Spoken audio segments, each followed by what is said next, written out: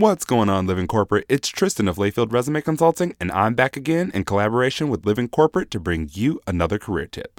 This week, let's talk about preparing to answer behavioral interview questions.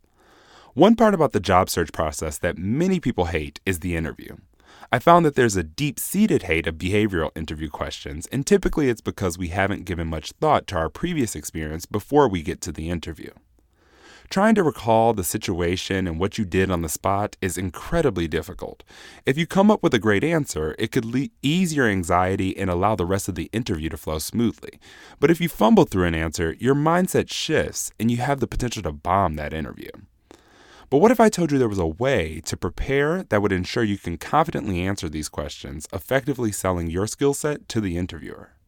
Well, I teach my clients how to build a story bank to prepare for any of the behavioral questions that may be thrown at them.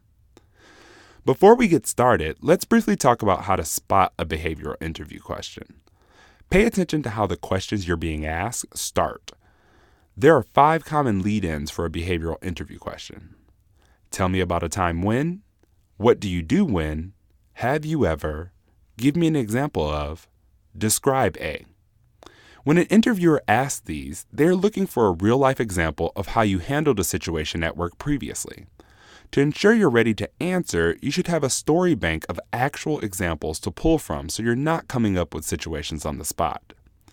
Here's the process to build your story bank. First, read the job description in its entirety.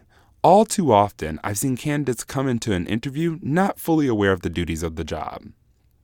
How can you prepare if you don't know what you're preparing for? Second, now you're going to hate me for this, but reread the job description line by line. Pause at the end of each line and ask yourself, what have I done that's applicable to this?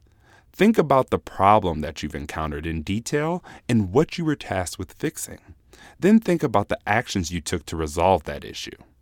Don't state anything vague, but get really detailed. Did you pull a cross-functional team together? What processes did you implement? Did you utilize some software? Think about all aspects of how you worked to solve the problem. Then think about the results you produced. What increased? What decreased? What became more efficient? Be sure to quantify those things if possible. Lastly, think about the knowledge you gained or the lessons you learned. Recruiters and hiring managers don't want to just see if you know how to solve a problem. They want to see you learned from that process. This method is called the PARK method. Problem, action, result, and knowledge. If you utilize it to answer those behavioral questions, you might as well park your car in the employee lot because the job is yours.